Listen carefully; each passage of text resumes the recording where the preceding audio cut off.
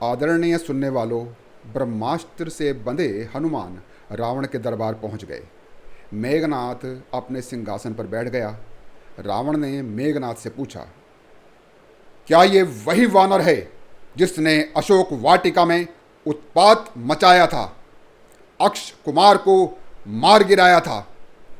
मेघनाथ ने कहा, जी पिताश्री, यह वही वानर है, परंतु यह कोई साधारण वानर नहीं है।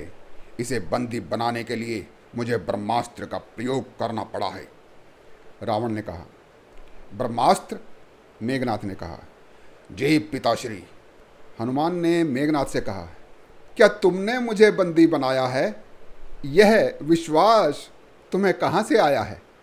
मुझे तो रावण का दरबार देखने की इच्छा थी, इसलिए अपनी इच्छा से मैंने ब्रह्मास्त्र को अपनाया है। मुझे ब्रह्मा जी से वरदान प्राप्त है कि मुझे कोई भी अस्त्र बांध नहीं सकता। देखो तो मैं इस बंधन से कैसे आज़ाद होता हूँ। जय श्री राम। जय श्री राम कहते हुए हनुमान ने ब्रह्मास्त्र को निष्फल कर दिया। रावण यह देखकर अचंभित हो गया और उसने पूछा, अधर्मी वानर, तुमने मेरे उपवन का विध्वंस क्यों किया? हनुमान ने कहा, अधर्मी महाराज, मैंने कौन सा अधर्म का कार्य किया है जो आप मुझ निर्दोष को अधर्मी पुकार रहे हो?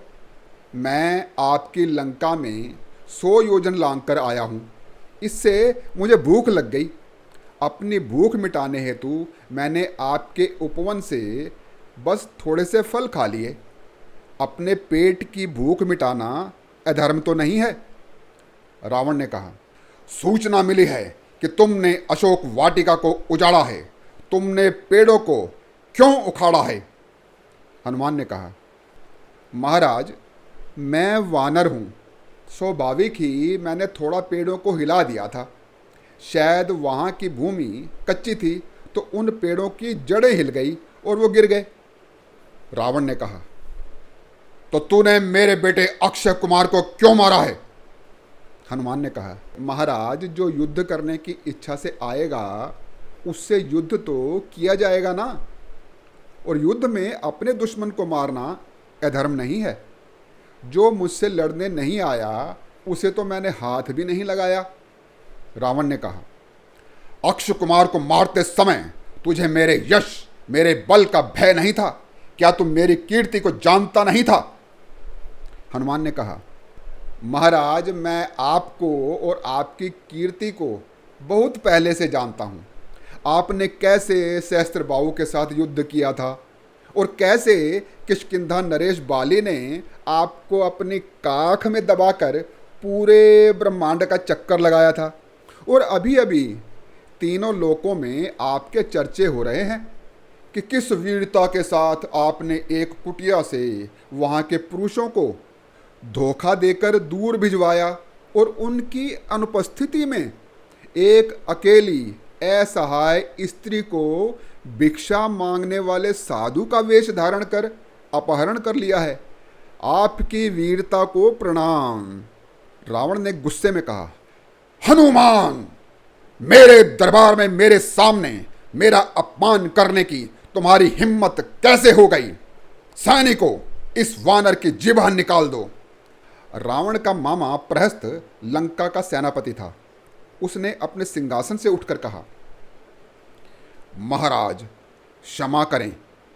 कुमार मेघनाथ कह रहे हैं कि यह वानर साधारण नहीं है, इसलिए इसे दंड देने से पूर्व इसके यहाँ आने का कारण जानना आवश्यक है।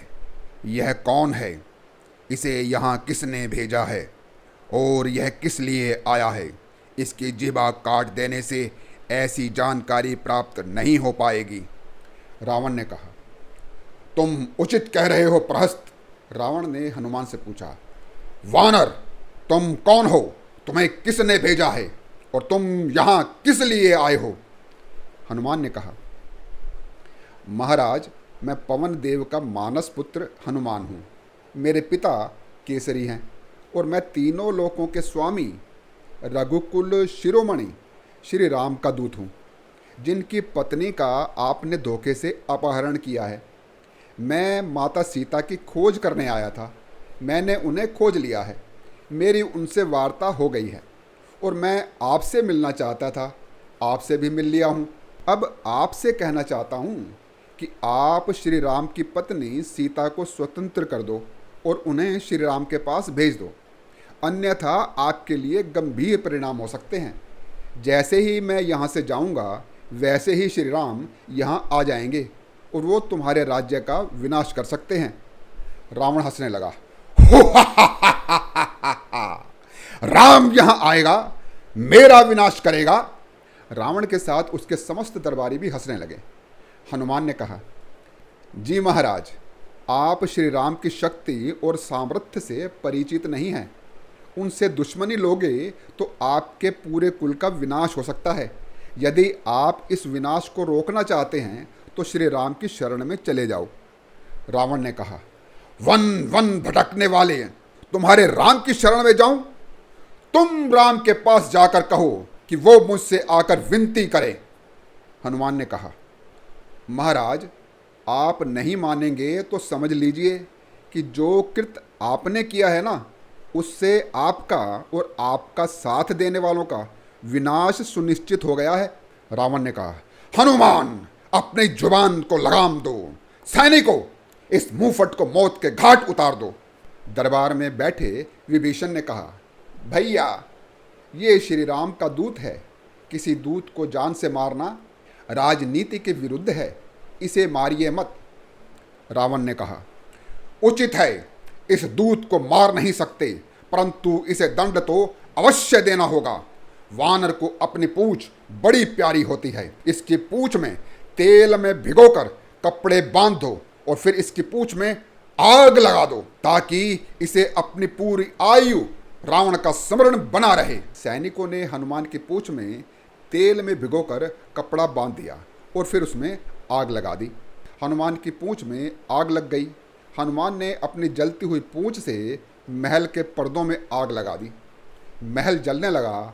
सैनिक महल की आग बुझाने लग गए। हनुमान खिड़की से कूदकर दूसरे भवन की छत पर चले गए। फिर एक से दूसरी छत पर कूदते हुए एक के बाद एक भवनों को जलाते चले गए। इस तरह हनुमान पूरी लंका में घूम गए। पूरी लंका आग से जलने लगी। अंत में हनुमान ने समुद्र में डुबकी लगाकर अपनी जलती हुई पूंछ को बुझा लिया, मानो उनकी पूंछ को कुछ भी नहीं हुआ हो। फिर वे माता सीता के पास चले गए और उनसे कहा, माता, आपका अपहरण करने वाले रावण को मैंने सबक सिखा दिया है। उसकी लंका जला दी है। अब आप मुझे आज्ञा दीजिए। आपकी सुध लेकर अब मैं श्री राम के पास जा रहा हूँ। श्री राम के लिए आप मुझे कोई निशानी दे दीजिए।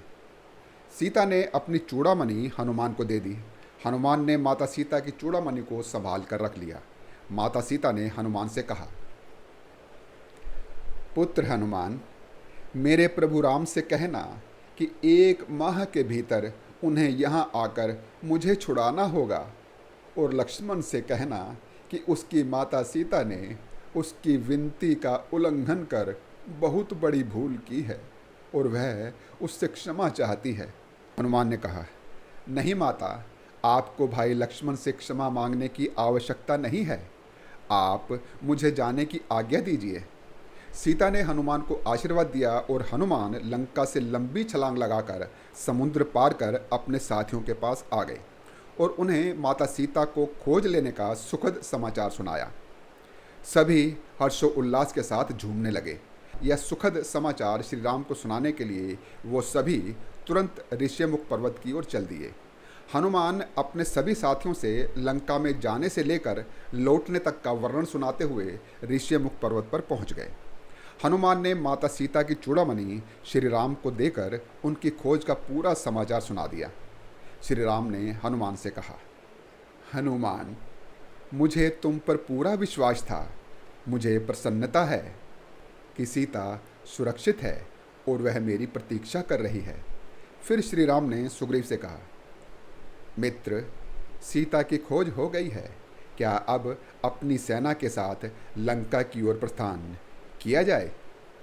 सुग्रीव ने कहा, अवश्य प्रभु, मर्यादा पुरुषोत्तम श्री राम की आगे की कथा मेरी अगली वीडियो में। राम कथा सुनने के लिए आपने मेरा चैनल अभी तक सब्सक्राइब नहीं किया है तो अब कर लीजिए। बोल सियावर रामचंद्र की जय।